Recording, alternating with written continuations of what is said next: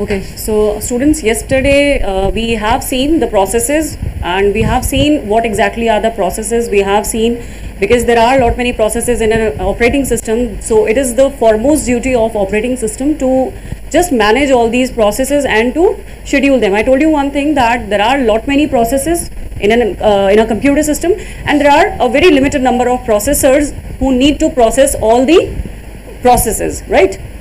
So now what we are going to see is, when we have lot many processes, how the computer system is going to schedule all these processes. Now before starting that, let me first of all tell you what all are the operations that can be applied over the processes.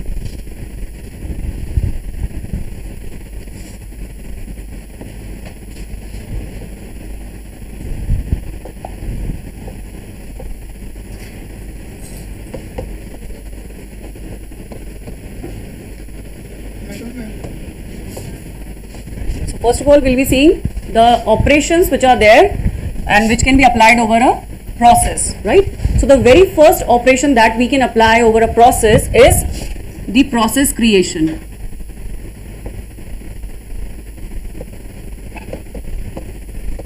Now process creation, obviously I told you yesterday also that in an operating system, a process can never be generated automatically. It has to be created by somebody else. Now who's that somebody? Obviously it is another parent process who is generating the process. So creation of a process means we are going to generate that process.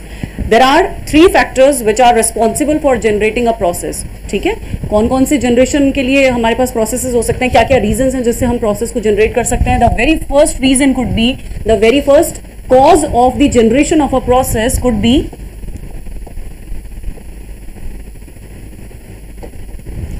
user request, right? Now let's say if I have given any instruction to my operating system to process something, now that would be an initiative by a user to create a process. So this is the very first reason that why your process is being created. The second reason could be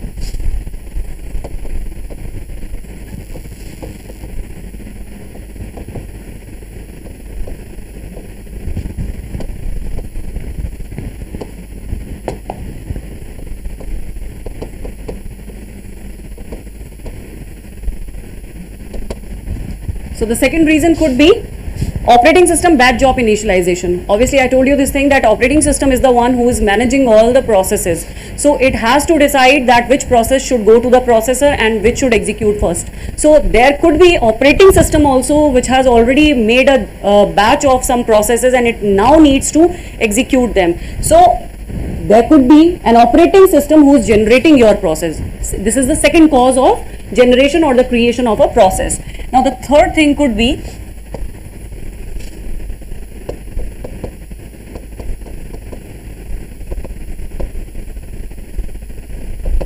system initialization. See, both things are different. Operating system is generating the process due to some other factor. It has to execute some processes for which other processes needs to be created. Okay, but sometimes it is the case where if the system is initialized, in that case a process will run. Like if you people remember, I told you one thing.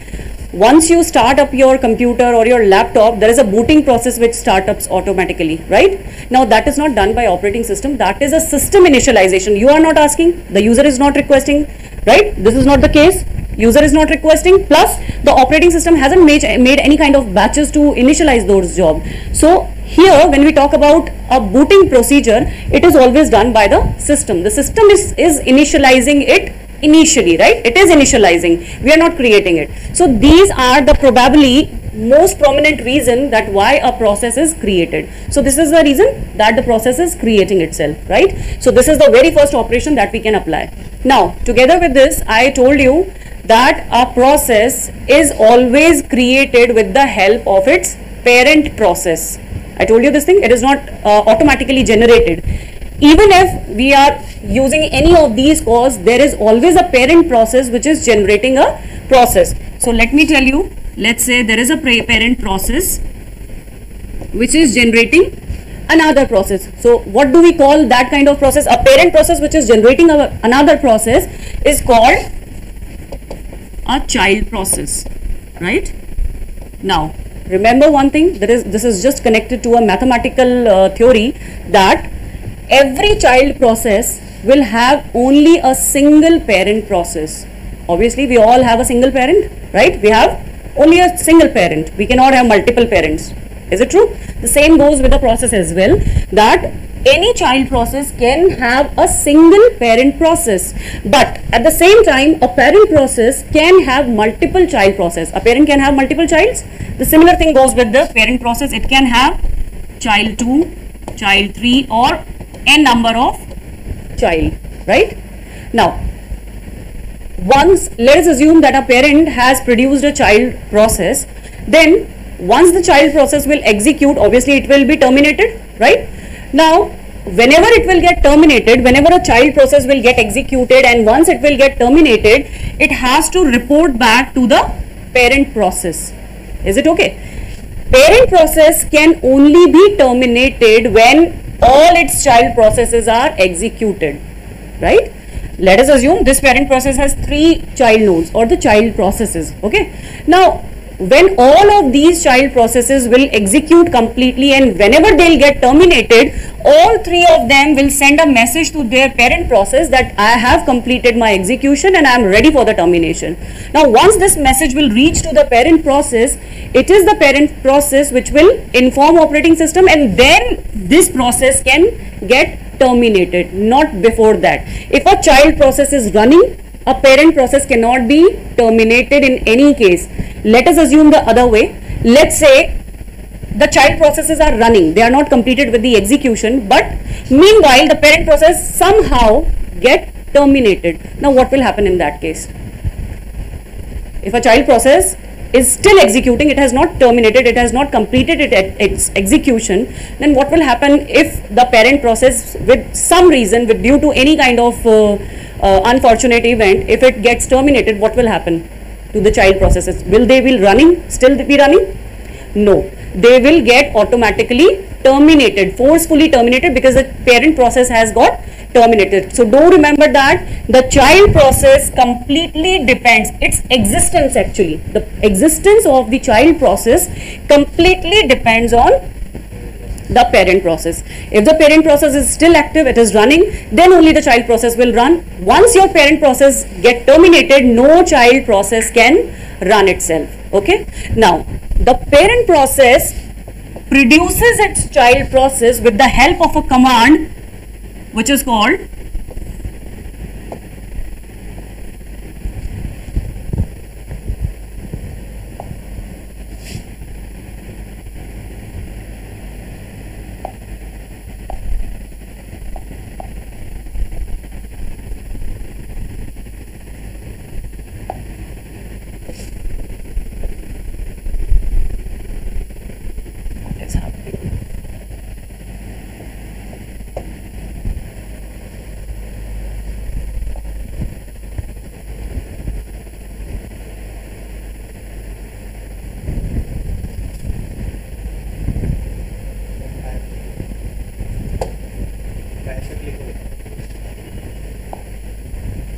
still it should open.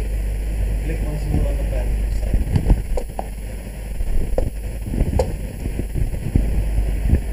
एक बार call करूँगा, number नहीं, एक बार बुला के लाऊंगा.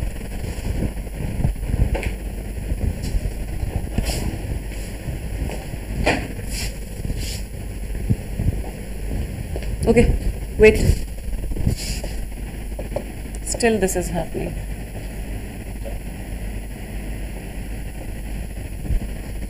Let's see, we'll see. Deepak, you can sit. We'll see it. Okay, so what is happening here? A parent process can generate other child processes with the help of a command which is called fork, F-O-R-K. In your shell programming or in your operating system lab, we'll see this command and how we'll see the parent process will generate the child process, right?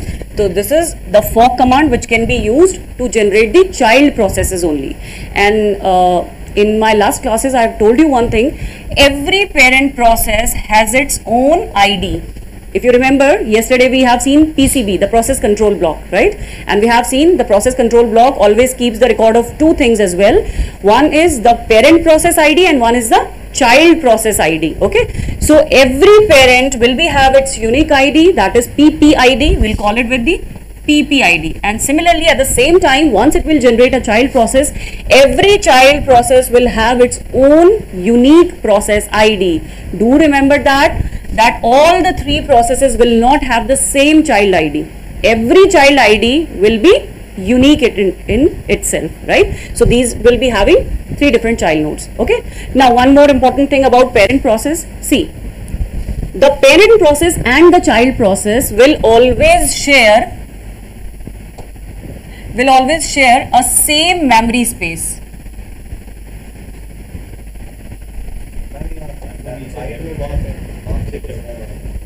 Where? This?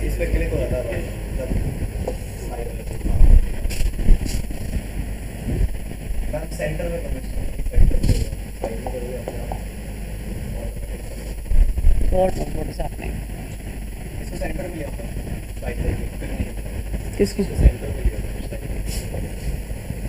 Still it is moving.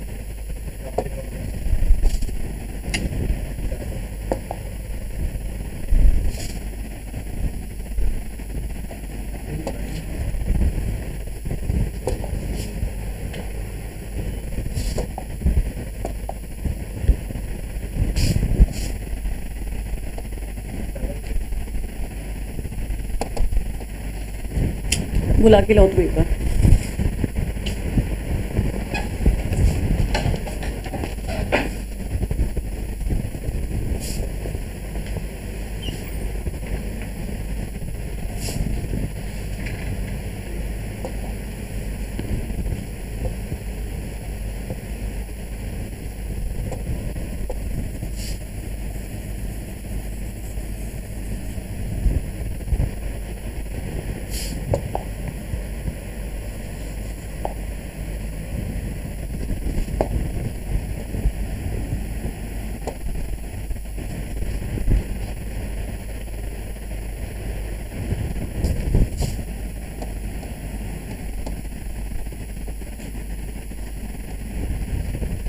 Okay, so what will happen here? A parent process and the child process both will share the same memory space. Okay, every parent with all of its child nodes. A parent can have multiple child nodes, right? Multiple child processes can be there. Multiple child processes can be there, right? So every parent and its all the childs should share this same memory space. But one thing is clear, that every child will have a different address space. It will have a different space. It will have different this and this. All of them will have different address space. No child will be stored or saved on the similar address space, but the memory space would be same. It will share. They all will share the same memory space, but the child processes will have different addresses. Is that clear? Do you understand what is the operation of child creation? How does it create? Okay. Now let us go to the another set.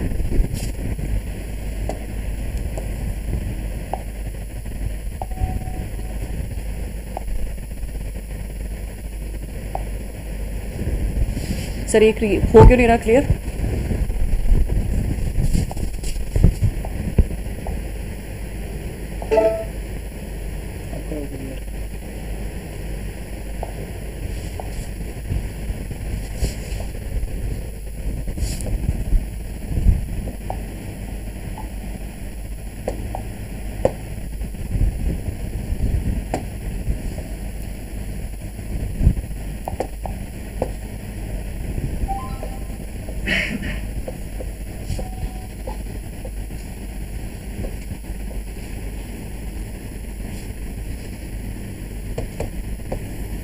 The second operation that we can apply over a process is the preemption of the process, right?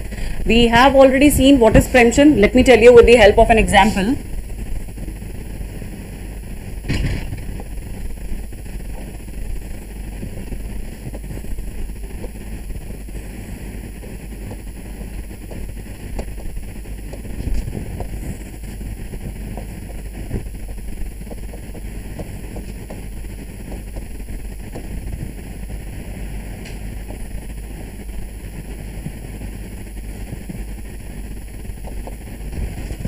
So this is the diagram for the process preemption, right? This is the second operation that we can apply over a process. So as you can see, we have seen the states of a process. Yesterday we have seen the life cycle of a process, in which a ready process, once it is given to the processor, it goes into the running mode, it goes into the running state, right? So we have dispatched a ready process inside the processor and starts its running. Now there could be a condition, there could be an event which is called what? Interrupt. So this is priority, right? So there can be an interrupt generation by the operating system to preempt the process. Now why preemption occurs? I told you this thing.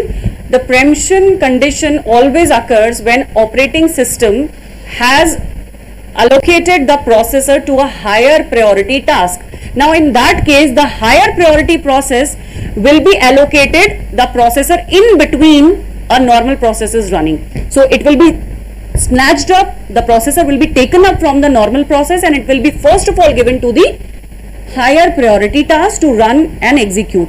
Now once it will get executed, once it will complete its execution, the processor will be again allocated to the ready state or to the previous process, right? Now in this case, what will happen? Let's say there was a normal process P1, right, which was earlier executing. Fine.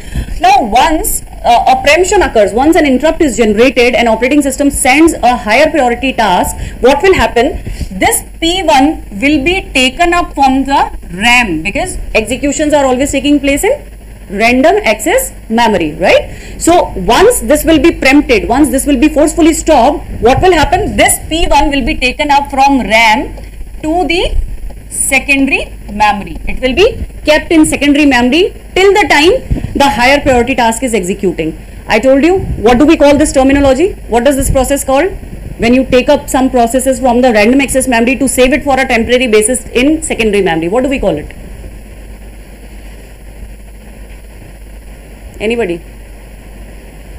In yesterday's class we have discussed the same thing. What do you call it?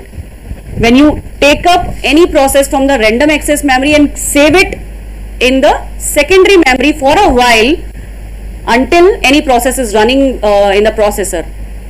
This is called context switching.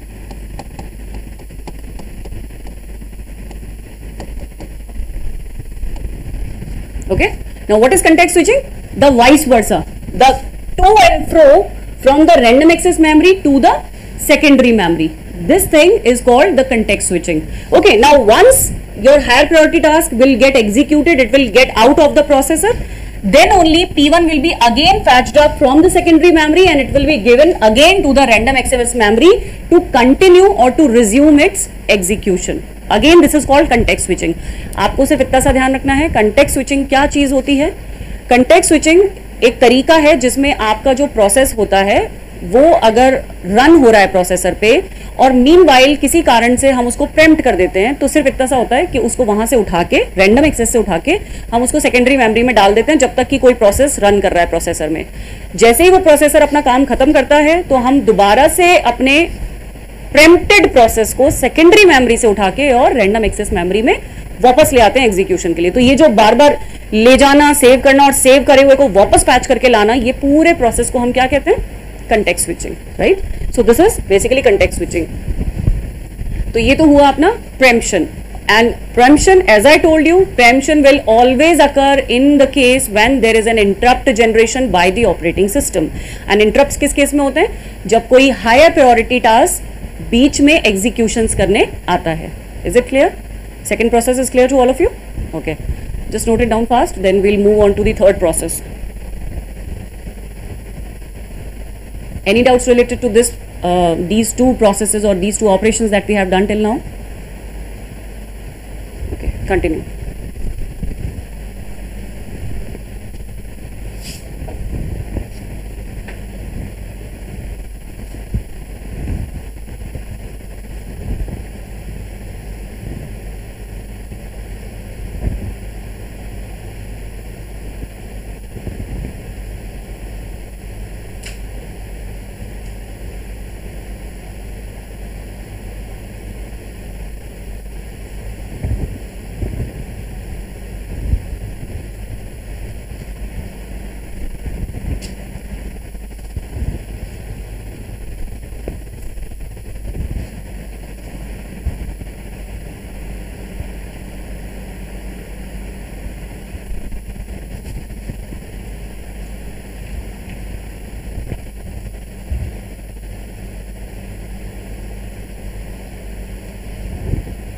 Just note it down fast.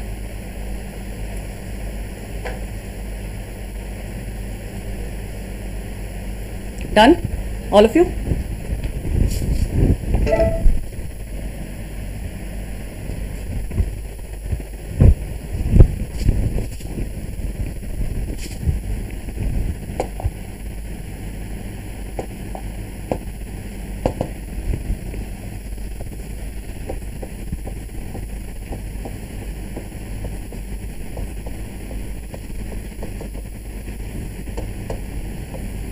Now the third operation that we can apply over a process is the blocking of a process. Now understand the difference between the preemption and the blocking with the help of one diagram.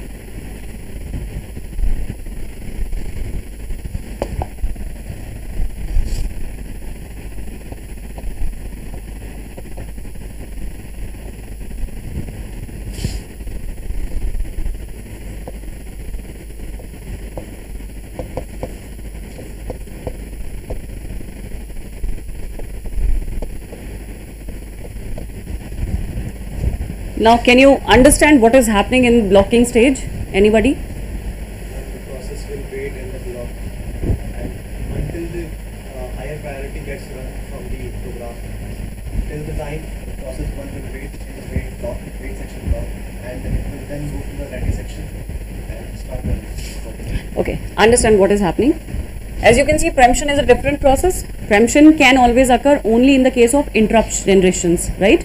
But when we talk about the blocking stage, blocking is an operation which occurs when your process is ready, it has been given to the running stage, but somehow due to the absence of some resources. What kind of resources?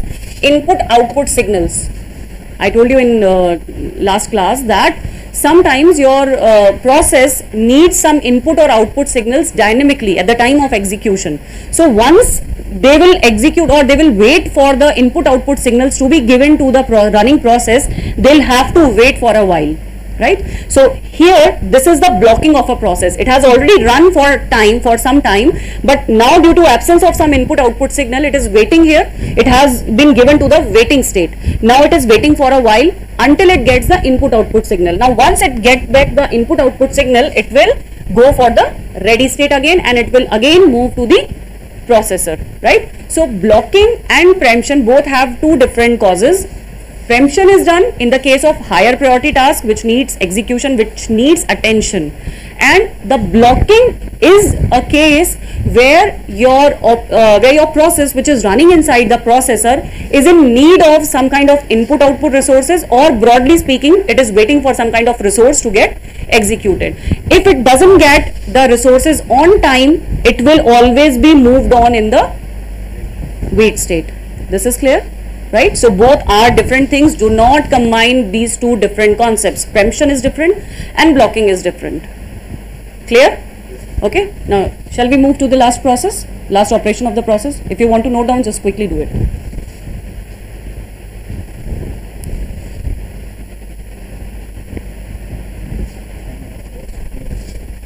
Done with the input output signal.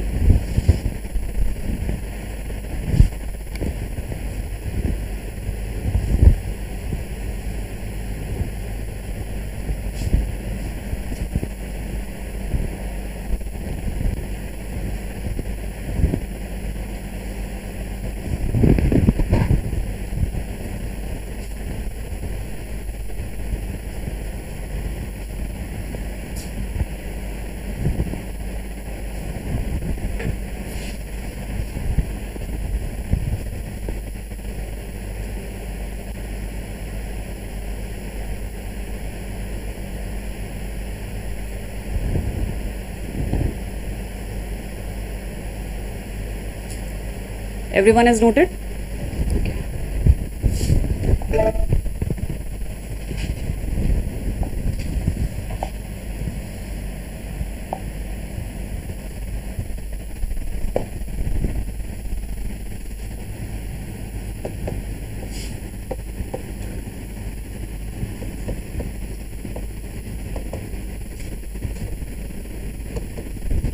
Now the fourth operation is the process termination. I told you a process which has been created inside an operating system, it has to be terminated at some point of time, right?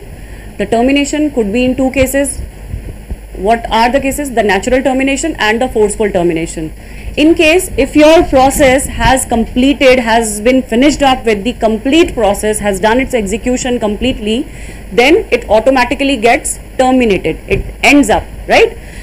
There can be some situations where your process is forcefully terminated. It is not naturally getting terminated. It has been forcefully terminated by the operating system.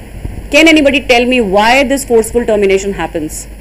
Naturally, though it will happen because once it will get executed, once it will finish up its task, it has to be terminated. It will naturally terminate itself, right? But why there is a need of forceful termination of a process? Where can be this condition?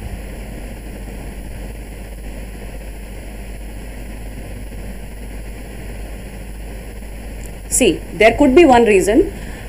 We have seen the blocking stage, right? A process can be in a blocking stage where it is waiting for an input-output signal, or it is waiting for some kind of a resource to be given to it for the complete execution. Now, let us assume that a process has been blocked up due to the need of a resource or an input-output signal.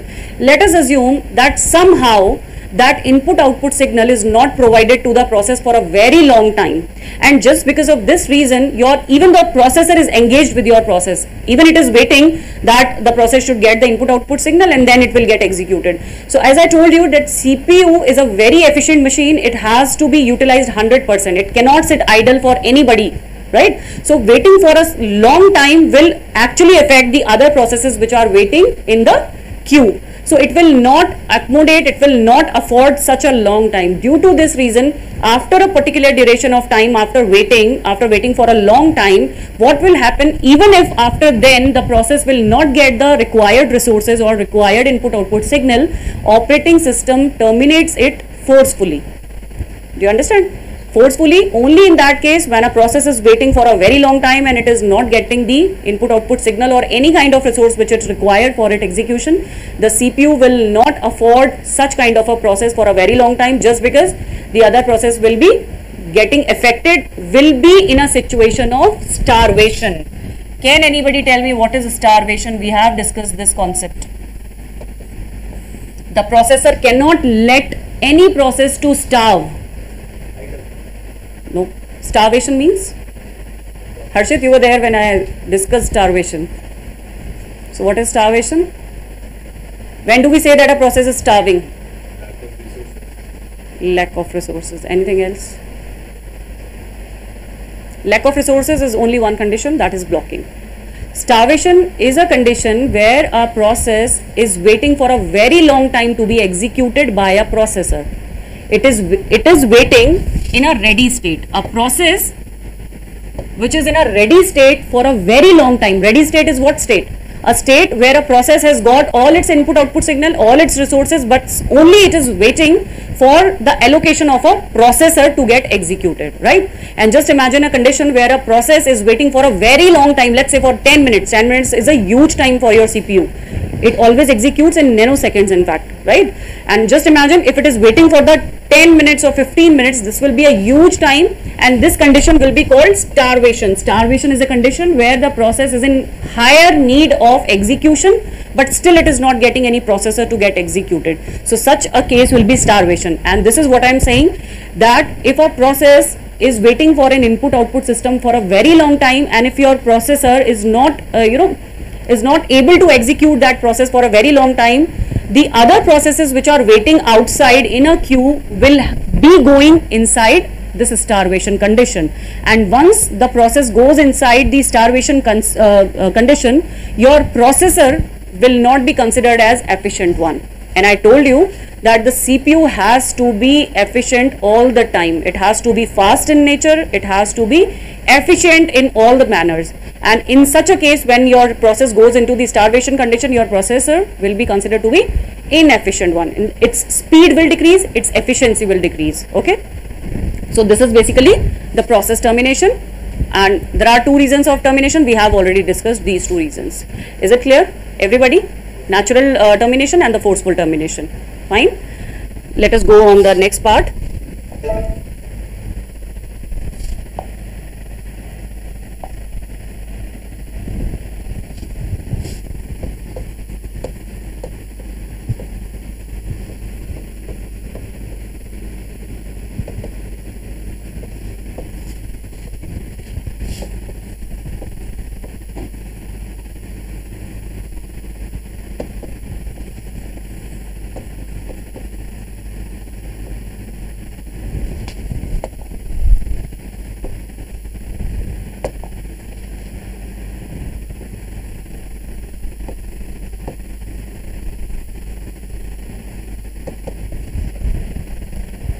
Now let us go on the scheduling part.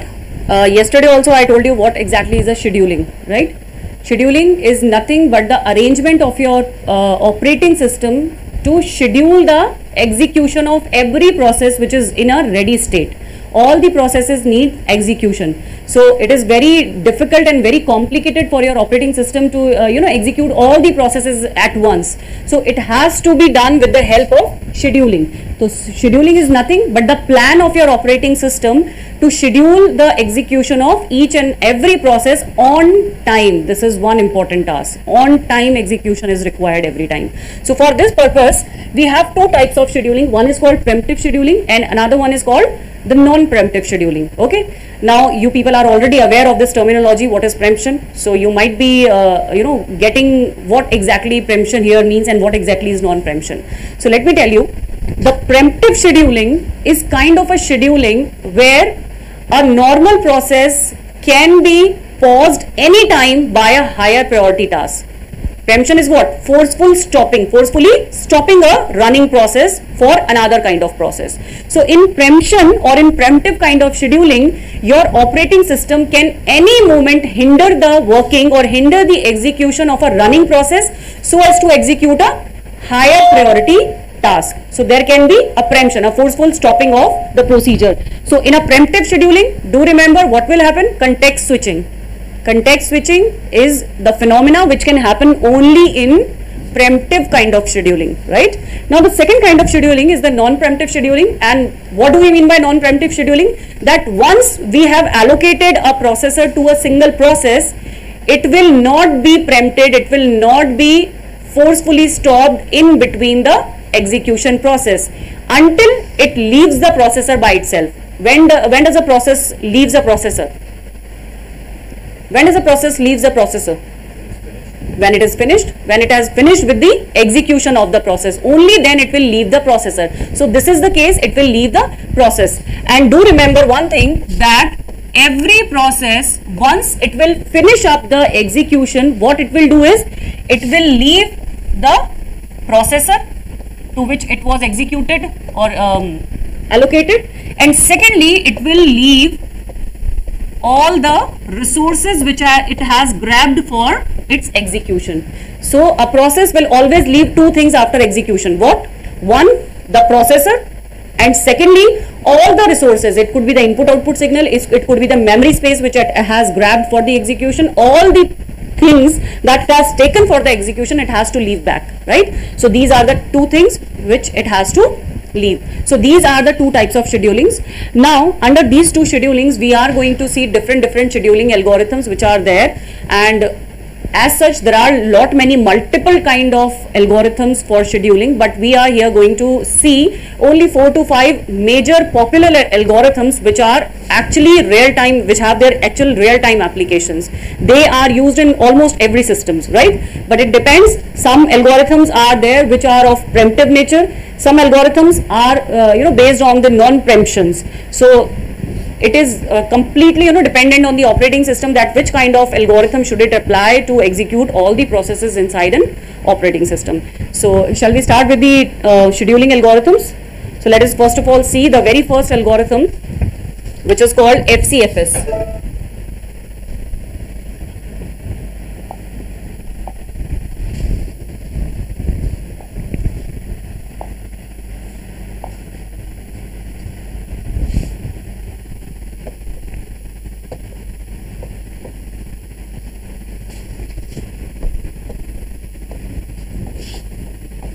Now this is the very first type of scheduling, which we call first come first serve. Okay, the full form is first come first serve. The very first characteristic of this algorithm is it can be preemptive or non-preemptive in nature. It can be both at the same it can be both according to the situations. It depends on the operating system which kind of FCFS it is taking. So in first come first serve scheduling algorithm, what will happen is whichever process will come inside first, it will be the first to get executed, right? Let us assume that we have some processes.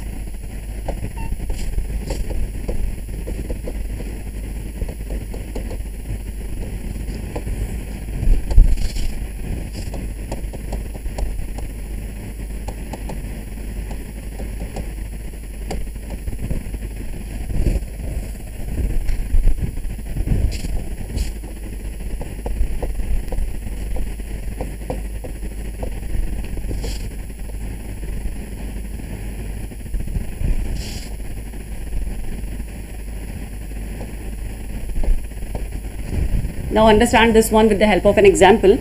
Let's say I have 4 processes P0, P1, P2 and P3, right? And their arrival time is given 0, 1, 2, all of these are in seconds. These all timings are in seconds unit, right?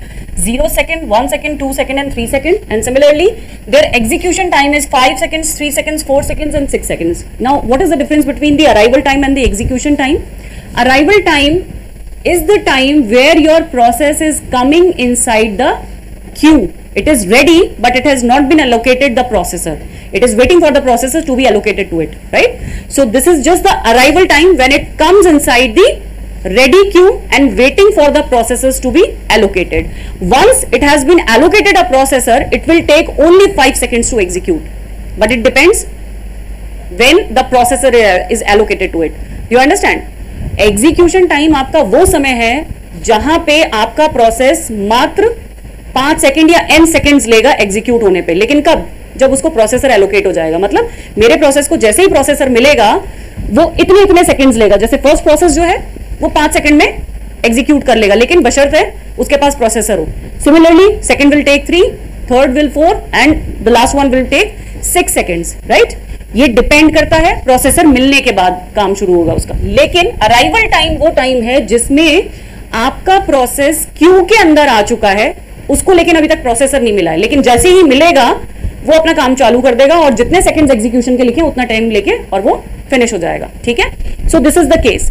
Now as we are seeing first come first serve, now according to first come first serve we have to see the arrival time, पहले कौन आया। So here if you see according to first come first serve, P0 is the first one to arrive in the queue. So obviously the processor will be allocated to P0 first, because this is first come first serve scheduling. The base of picking up the process is the arrival time. So because P0 has arrived earlier in comparison to other processes, the very first process to run here would be P0. So let me tell you, P0 will take, as we start from 0, P0 will take 5 seconds to execute. So let us take it with 5 seconds. Now here it is P0. So P0 has taken how many seconds? It has taken total 5 seconds to get executed.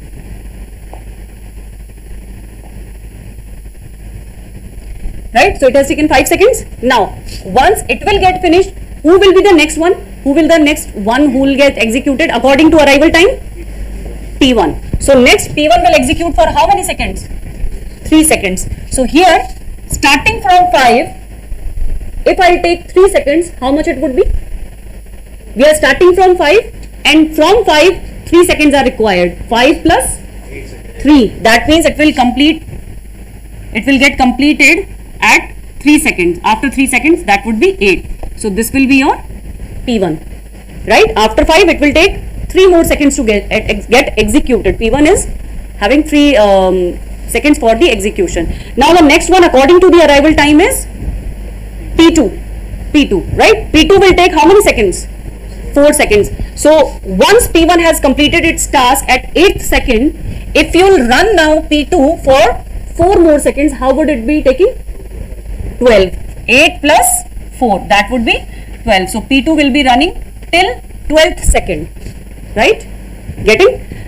Last one to arrive was P3, and P3 will take how many seconds? 6 seconds. So we are here at the 12th second, we are giving the processor to P3. So P3 is running for 6 more seconds.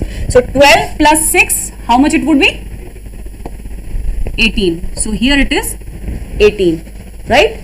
Now this whole description, this whole graphics that we have seen here, the whole pictorial representation, it is called Gantt chart.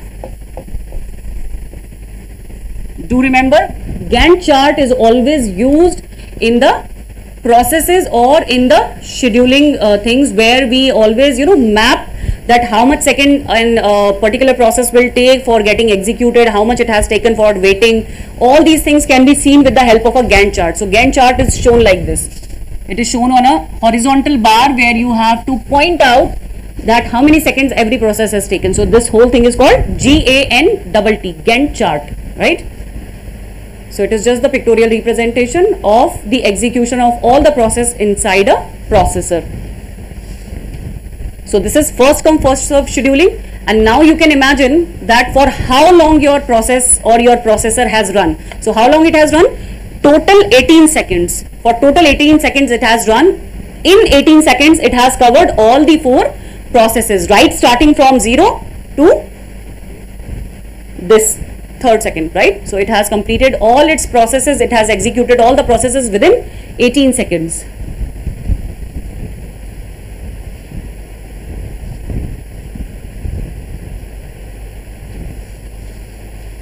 Now can anybody tell me the waiting times of all the processes? Waiting time, what is the waiting time? Arrival time, execution time, engagement. You can say this, or anybody else. The waiting time is the time where a process is waiting to be allocated to the processor.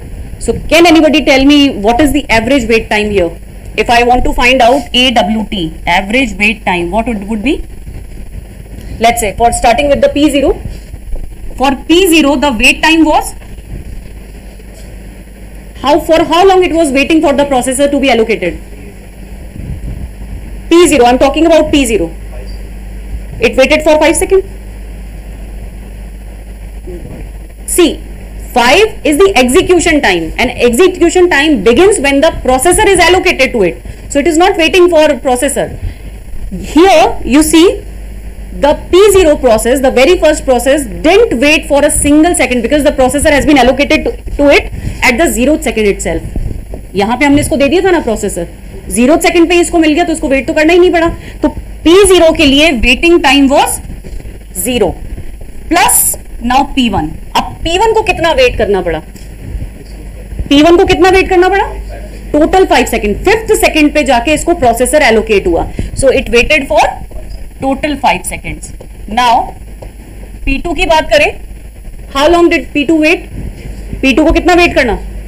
Complete 8 second. 8th second पे it started its execution. So it took 8 second for P2 plus P3. For how long P3 weighted?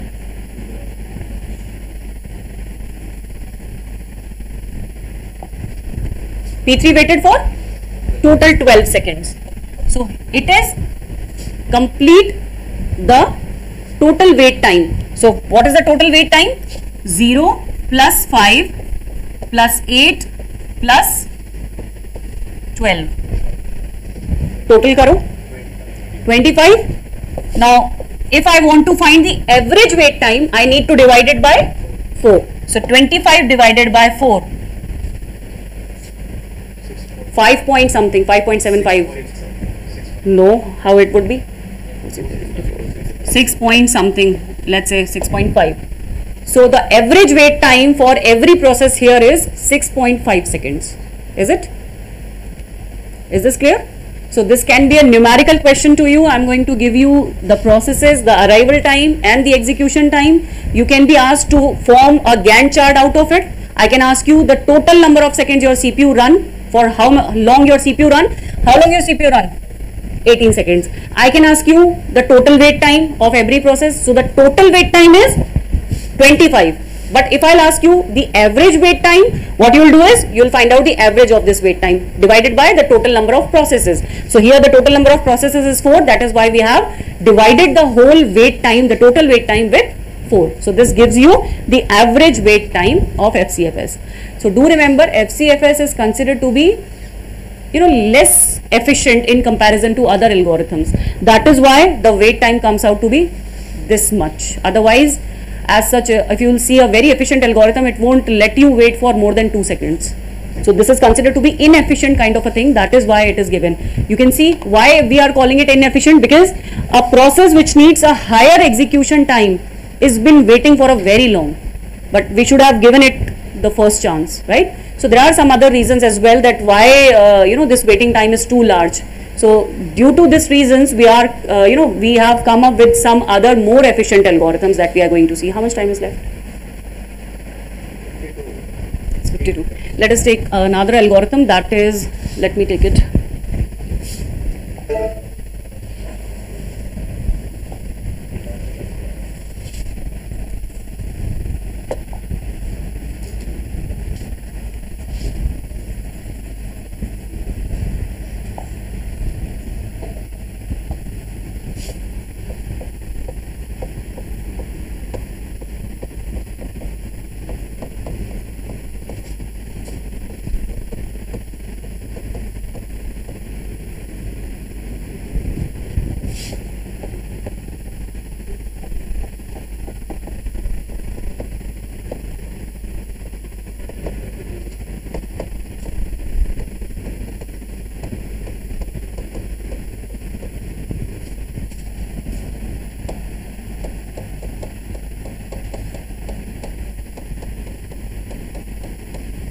These are the 3 names for a single algorithm. You can call it SJF, shortest job first. You can call it shortest remaining time first, or you can call it shortest job next algorithm. Okay.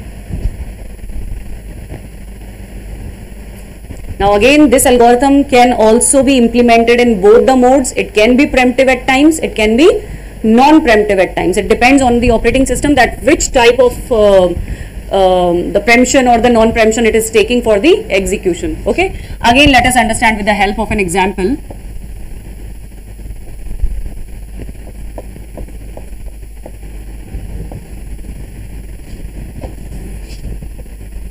AT is arrival time. You can write it in a full form if you want.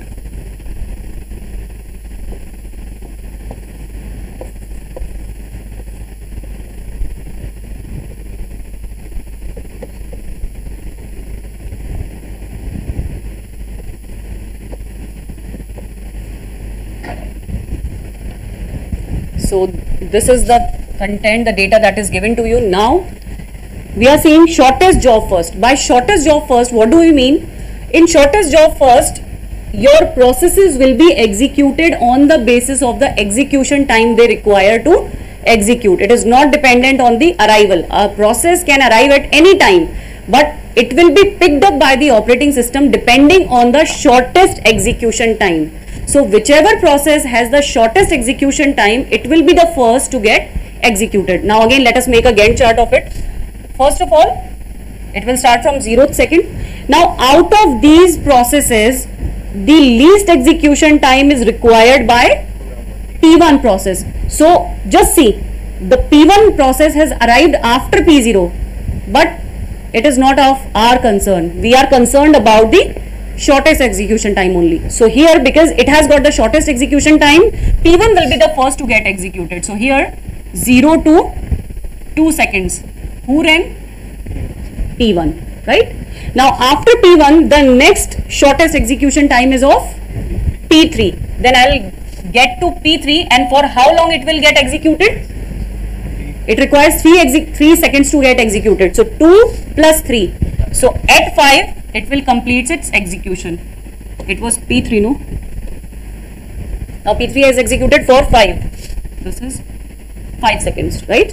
Now after this, the next shortest execution time is of P2. It will run for 4 seconds. So starting from 5 and adding, we are adding 4 seconds to it. It will go till 9th second. So at 9th second, we'll have P2. Now at the end, the highest execution time is of P0, right? So at the 6, it will take 6 execution time, 6 seconds, and at 9th second, it has got the processor. So 9 plus 6, it will run till 15, right? So it will be 15, P0 will be going till 15. So how long your Gantt chart took? Your processor took total number of 15 seconds to execute all the 4 tasks, right? Now can you tell me what is the total wait time here? Just calculate the total wait time. What is the total wait time for P0? Total wait time for P0? 15 for P0. At what second P0 got the processor? P0 got the process, sorry, this is P0, P0 is here. 9th second it has got. So for 9 long seconds it has waited. So waiting time for P0 is 9 seconds. It has waited for 9 seconds. Then let us talk about P1. For how long P1 waited? 0. It didn't take any time for P1. Then what about P2? For how long it waited? P2 waited for 5 long seconds. So it is 5. And then for how long P3 waited? P3 waited for only 2 seconds. So here P3. Calculate the total amount. 9 plus 0 plus 5 plus 2. It is 14, 13, 14. 9 plus 5 is 14 and 15, 16. 16 seconds. So the total waiting time for the processor is 16 seconds, and if I find AWT, that is the average wait time, it would be 16 divided by the total number of processors, which is 4. So how long it waited? 4. Now did you see the comparison? Last time we have seen in FCFS the average waiting time was 6.5 and here it is only 4. Now you can even apply the same thing over this example. You can take the same example and you can apply FCFS also. Just apply FCFS and try to find out what is the total wait time and what is the average wait time. It will give you the complete scenario of how long your FCFS took and how long your this.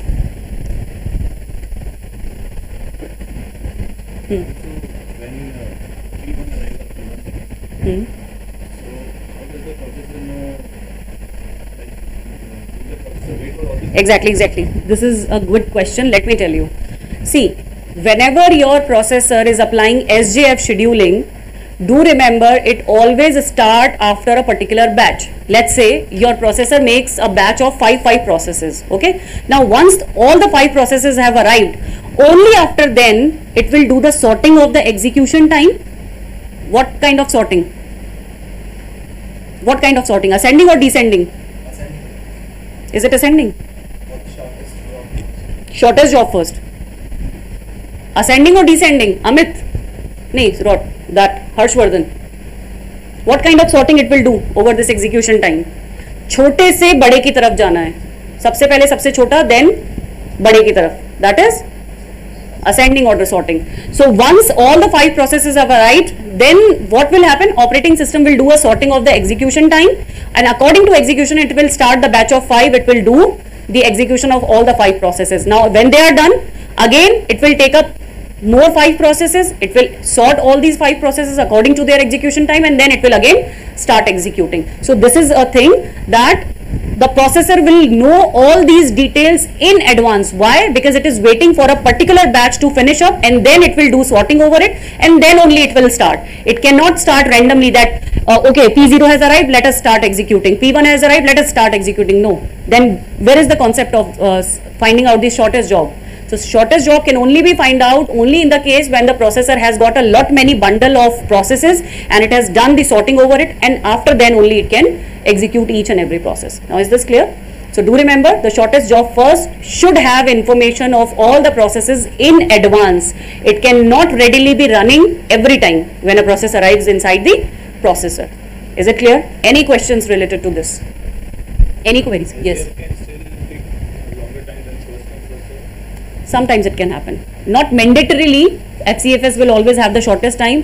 It could be the case, it will completely depend on the arrival time and the execution time. It can be the case, but somehow due to all these reasons, because we always pick up those processes which are, having less execution time. Due to this reason, there won't be any waiting conditions, there won't be any starvation condition. Due to this reason, we consider that the SJF scheduling is better than FCFS because it won't let any process to wait for a long time as in comparison with the FCFS. Is it clear? Any doubts related to that? Ismail? All the algorithms are clear to all of you? Everybody? Okay, so we'll stop our lecture here, and rest of the 3 algorithms we are going to cover it up in the next lecture. Okay? Thank you.